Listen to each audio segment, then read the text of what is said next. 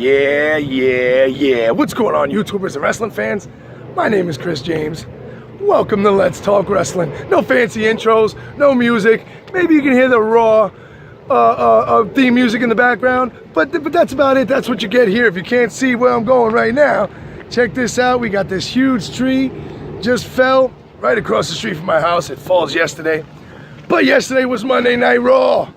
The day before that was Great Balls of Fire. Didn't do a prediction video, didn't do a results video, didn't think the pay-per-view was gonna be that good, and it was okay.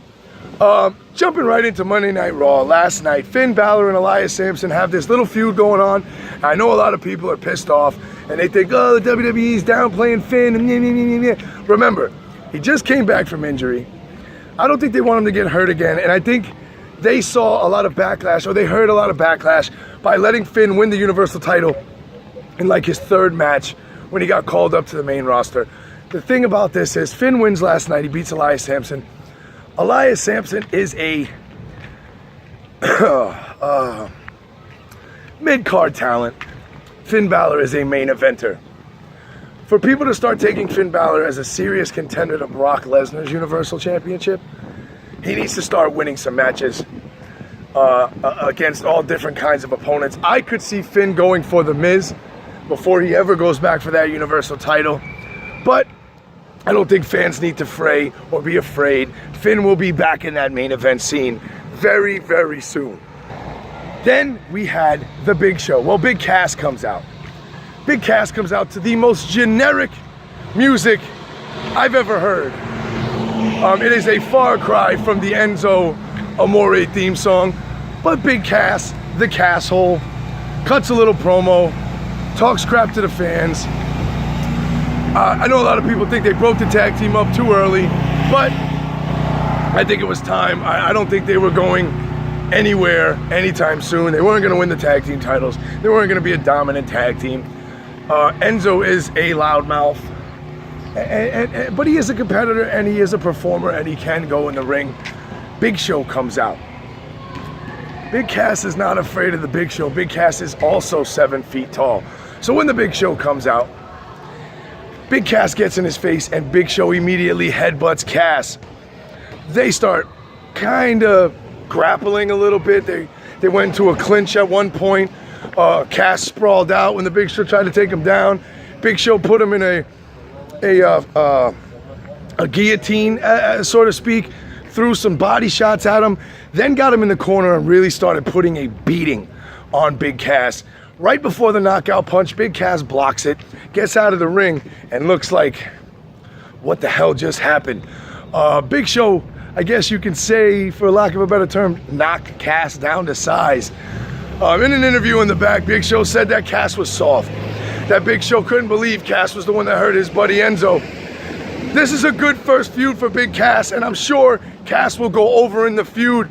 Big Show doesn't mind doing the JOB for a new star, and Cass can kind of take over that giant role for Big Show. I guess when Big Show's on his way out, Cass is on his way in. So I liked the segment last night, didn't have a problem with it, and I won't have a problem with Big Cass going over the Big Show when they finally face off one-on-one. Next up, we see the Hardy Boys come out to give an interview. As you know, if you watch Great Balls of Fire, Matt was busted open. It was towards the end of the match, so there was no referee stoppage, to clean his face or anything like that. But the Hardy Boys come out, and they start talking, and then Jeff says something that made everybody's eyebrows go up, everybody's teeth grin, and their cheeks smile and open up, and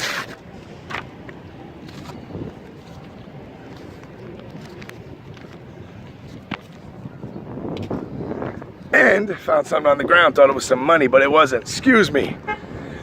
And Jeff says that they might as well fade away and classify themselves as obsolete, which got a huge pop from the crowd, but out comes the Club.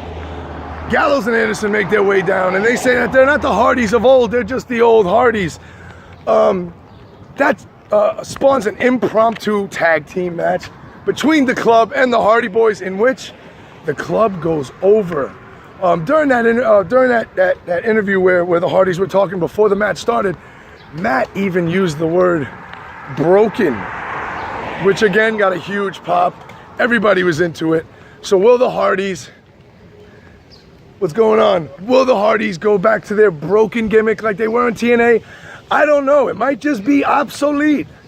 Once Vince hears that you know, he heard that crowd reaction for the word obsolete, just the word obsolete. I don't know, but I know that TNA lawsuit or Impact Wrestling or whatever the case may be, it is far from over. So we are still very far away from seeing the broken Hardys in the WWE. But good for the club getting a victory over those two old men, huh? Not too bad for the Good Brothers. Next up, there was a women's tag match. Bayley and Sasha Banks against Alexa Bliss and Nia Jax, and the faces go over. That's right. Bayley finally got a win on Monday Night Raw. Way to go, Bayley. Then, RTruth and Goldust, where I think this match should have been a pay-per-view match. It should have been on Great Balls of Fire, at least a pre-show. But it wasn't. Goldust and RTruth were a pretty entertaining tag team that just couldn't get a win because, I mean, they're Goldust and RTruth. Remember back in the days, at one point, RTruth was a main eventer. RTruth main evented Capital Punishment against John Cena, main evented Survivor Series alongside The Miz against The Rock and John Cena. RTruth has experience. Goldust has been in the WWE since 1994, and prior to that, in 1990 and 91 with his dad in a great feud with Ted DiBiase. But I digress. Goldust defeats RTruth last night, and I hope that the old Goldust gimmick continues to flourish. I think he deserves one more big feud on his way out. I don't know if he's retiring, so don't quote me on that. But Goldust deserves a lot more than he's been getting out of the WWE and the WWE Universe. We're crying for that wig to come back. Goldust, if you see this, bring back the wig. Hashtag bring the golden wig back. Pardon me for the loud merengue music that you hear in the background, but that's just how we roll in the Bronx. We had Brock Lesnar on Monday Night Raw again. So he didn't just leave. And you know Great Balls of Fire was his first Universal title defense since winning the title at WrestleMania. Brock Lesnar is a part-timer. He gets special treatment. His contract is $4.5 million a year. He gets paid very handsomely to never be there. Last night he was there. Kurt Angle and Brock Lesnar had a stare down last night, and I got goosebumps all over me body. My hair was standing up. I was excited. I thought Brock might take a swing at Kurt, or Kurt might take a swing at Brock. Could we be seeing a Brock Lesnar-Kurt Angle match? I highly doubt that. Out comes the rightful #1 contender. Oh, I'm sorry, wait. Not the rightful #1 contender. Out comes No Man Gaines. Roman Reigns comes out to tell Brock Lesnar that he's the #1 contender. To which Brock answers, and I quote, "You ain't worth shit, or you don't deserve shit." Right there on TV. Couldn't bleep it out either because it's live. So Brock drops the S-bomb on Roman Reigns, and then out comes the rightful and correct #1 contender, Samoa Joe. You see, Samoa Joe took Brock Lesnar to his absolute limit the night before at Great Balls of Fire. And like Joe said, Brock, you didn't beat me. You escaped me. To which Paul Heyman screams at Joe, "You'll never get another Universal title shot. You'll never be in the ring with Brock Lesnar again." To which Joe responds, and very correctly, if I might add, "Listen to your advocate, Brock. He doesn't, he's protecting you from me." Roman Reigns says something. Joe says, coming from a guy who got his ass beat last night by Braun Strowman, Joe had the better of Brock. One F5 took Joe out and about 9 suplexes. Roman, I don't think Roman gets this chance. I think Brock knows that he has a better match with Samoa Joe. I think the WWE is still slowly setting up Roman Reigns against Brock Lesnar for the Universal Championship at WrestleMania, but I think they need to stray away from that plan, it will blow up in their face as usual. Kurt Angle sets up a match for next week on Monday Night Raw. Samoa Joe against Roman Reigns for the #1 contendership to Brock Lesnar's Universal title. The winner getting that match at SummerSlam against Brock. But where's Braun Strowman? I believe he'll be back next week and he'll spoil Roman Reigns' opportunity. And we'll get one more Strowman-Reigns match at SummerSlam.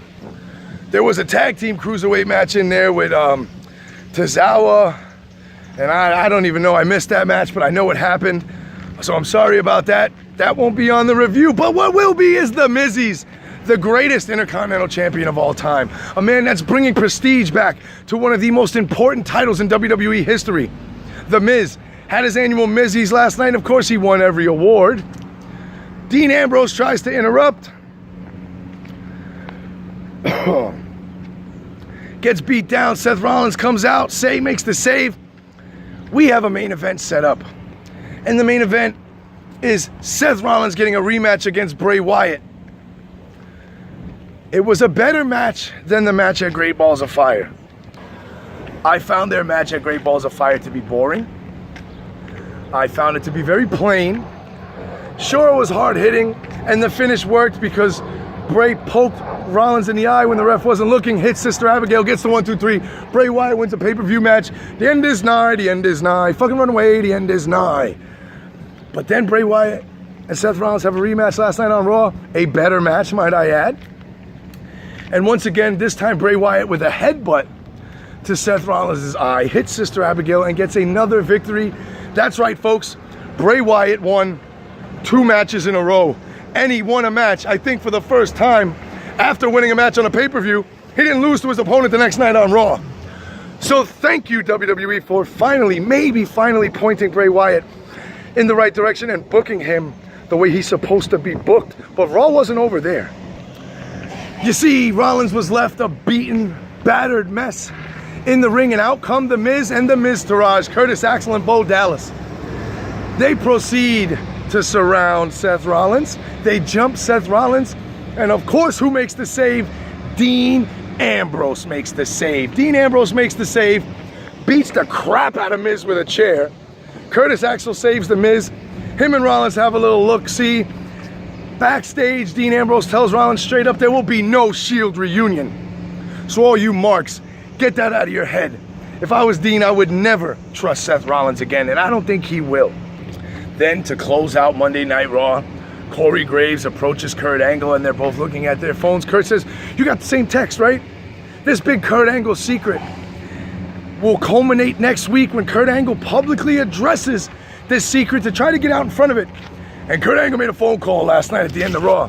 Whoever he was talking to, he said he was proud of, that they had nothing to be ashamed of, and that he loved them, and that he would see them next week and they would do it in the ring together. Rumors are running rampant that it was Stephanie McMahon who he was on the phone with. And I don't know if you watched wrestling back in the late 90s into the 2000s, but Kurt Angle was smitten with Stephanie McMahon, had a huge crush on Stephanie McMahon, and I think this big secret is that they slept together. That Kurt Angle and Stephanie McMahon had an affair behind Triple H's back and Kurt Angle's then wife Karen Jarrett's back. And I think that's the secret, and that's what's gonna lead to a Triple H Kurt Angle match at SummerSlam. Whoa, that's how Raw went off the air. But listen, let me know in the comments what you guys thought about Monday Night Raw, but more importantly, what did you guys think about the ending? What could Kurt Angle's secret be? I personally think it's the Stephanie McMahon affair angle. No pun intended. But if it's not, what could it be? And then what do you guys think about Roman Reigns getting yet another opportunity to become #1 contender against Samoa Joe next week? Are the WWE rushing their WrestleMania main event to get it into SummerSlam to put the belt on Reigns going into WrestleMania season? I don't know. Do you know? Even if you don't, let me know what you think in the comments. Don't forget, here on Let's Talk Wrestling and Chris James, there are no gimmicks needed. I don't need no fancy pyro, fancy editing and music and colors in the background and all these cutaways to pictures.